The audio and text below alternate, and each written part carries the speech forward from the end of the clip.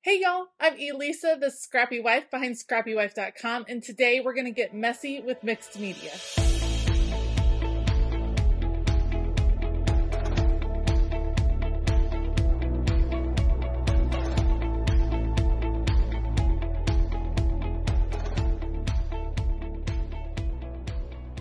All right, like I said, today I'm working in my art journal. I'm wanting to do some mixed media. I've pulled out my watercolors. I'm sure I'm going to have a few more things pulled out because I also have stamps of all different kinds, and I'm going to do a half-page entry right over here. We're getting so close. I cannot wait to do a final flip through of this book. I think I just have a handful of empty pages left, and then it's time to start a new art journal. So I will put you all on fast forward. I will link everything that I end up using, including these gorgeous metallic watercolors. Otherwise, let's go. I would say probably 80 to 85% of the time in my art journal, I do a double page spread. So both sides of the spread are like one big picture, one big thought, one big idea. In this case, I am doing a single side and I'm wanting it to relate. So when I do a single side spread and then I'm going back later to do one on the other side, I don't want it to be completely different. I either want it to relate with colors or I want it to relate in technique. Well, on the left side of the page, I had a watercolor kind of washed out background, and I decided that's what I wanted to do on the right side as well. And I really wanted to use these metallic watercolors. I love them. They're some of my favorite. They're the Kuretake metallics. I will definitely link them down in the description box. They are just some of my favorite watercolors ever, and they have such a beautiful look to them, a little bit of a shimmer. I'm in love with them. So I'm just adding water to the page. I went ahead and sprayed the page so it would start to move a little bit more freely, adding some of the different colors. And then you see me kind of lift and move the page. I don't want it to look blotty. I want it to look kind of like a washed out look. My plan was for it to be on the bottom, but you can see it's kind of looking like a dress. Like, does it kind of look like a dress to you? I see a little bit of a bodice at the top.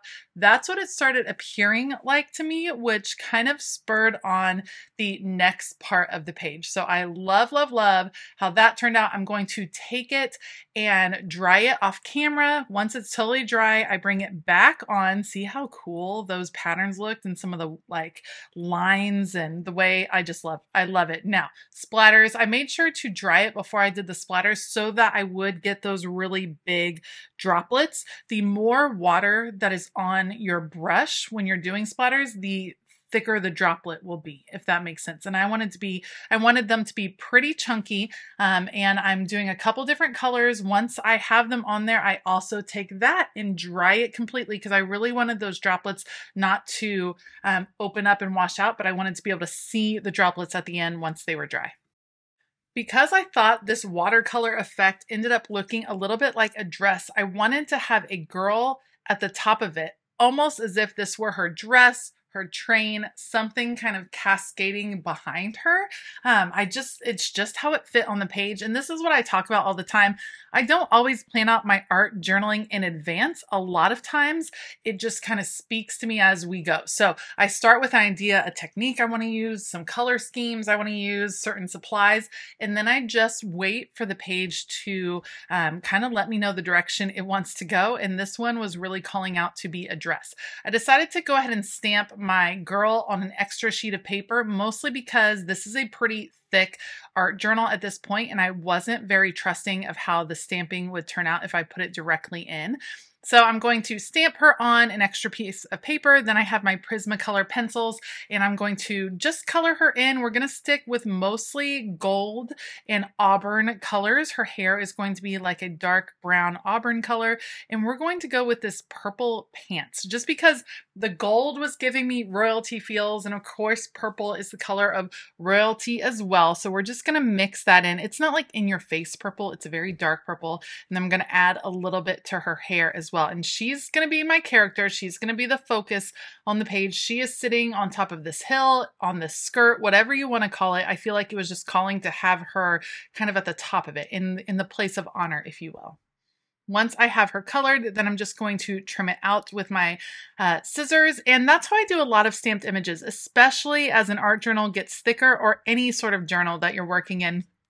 It can be really hard to stamp directly in that journal. You're going to see me doing that with other stamps later, but these stamps are intended to be imperfect. So this is actually some gold metallic ink that I got from scrapbook.com. And these are some old Tim Holtz rubber cling stamps. And I'm just going to use them. They're all kind of gears. And I'm doing the gold ink because I want it to just be a background thing. I had picked some gears and I knew I wanted to incorporate them. And I thought this would be a really good way to create almost layers with the gears. These are meant to be background. They're kind of blueprints looking. They have gears and keys and a light bulb. And I'm just going to work my way around the page, putting those in the background. They are very subtle to me.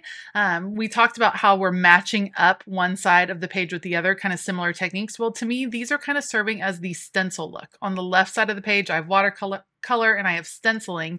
And this is almost looks like a really light stenciling in the background, which I really enjoy. So we're going to put that around the page, and then we're going to come back with a more definite gear look with some different gear stamps that I have that are from By the Well for God.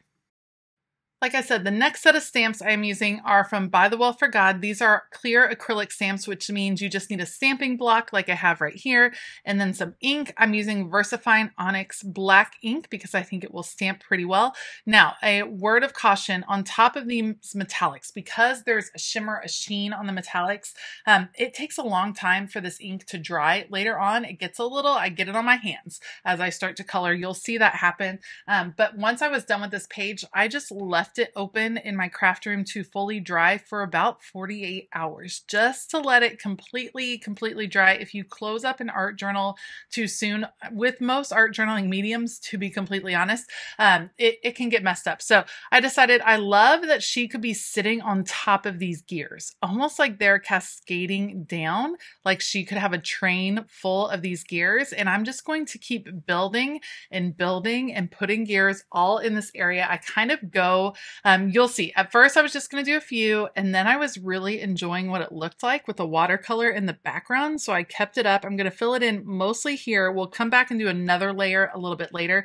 Right now, I want to fill in some of the gears with my Prismacolor pencils. I actually have two that are metallic colored pencils, a gold and a silver. So I'm going to pick just a few of the gears to do gold and a few silver, just to give it some contrast with the ones that are just stamped strictly in the black with the watercolor background, just to add another extra layer in there. We're going to add a few of those. Loving how it's coming together. I think it is so cool.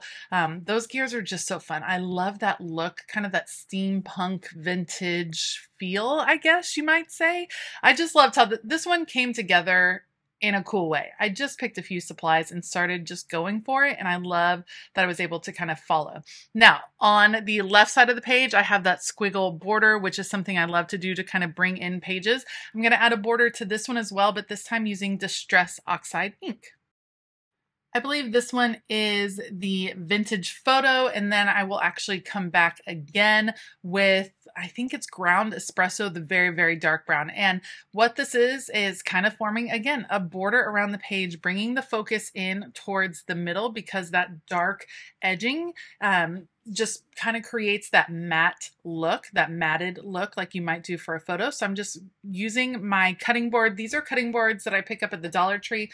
I've shared recently some of my favorite finds from the Dollar Tree, and I use these cutting boards all the time. And one of my favorite ways to use them is in this way, because I can just put them behind an art journal page and kind of go for it and not worry about it running onto another page. All right, got my girl in place. She's sitting on top of her gears. I decided I wanted to bring in a little bit of a darker edge. So we're coming in with that ground espresso color, just to blend in a little bit more and to add a little bit more dimension. Whenever you're using multiple colors of ink, I think it adds extra interest because you can see both colors. Looks just a little bit more finished. So coming all the way around. And then this was when I decided that I thought I wanted to fill in those gears even more, but I didn't want them to be black. I thought that would be too much. So instead, we're going to come back in with the vintage photo, do a little bit more stamping with the gears. They're a lighter, see how they're a lighter feel? but I think it's going to be cool. So we're going to fill in all of that negative space at the bottom. She is sitting on top of all of these gears, lots of ideas churning, and I decided not to add any words, which is a little bit unusual for me. A lot of times I add words, but this one I wasn't quite ready. I had a lot of different ideas, but I didn't know quite what I wanted her to be thinking. So we're just going to leave it like that and call this art journaling page done. If you like this video, please give it a thumbs up. Consider hitting that subscribe button as well as the bell notification button. Like I said before, I will link all of the supplies that I can down in the description box below. I want to give a huge shout out to all of my Patreon members. You all are rock stars and I appreciate each and every one of you. If you want to join Patreon and check out all of the extra perks you can get over there, there is a link down in the description box below. All right, I hope that you have a fabulous day. And as always, keep it creative.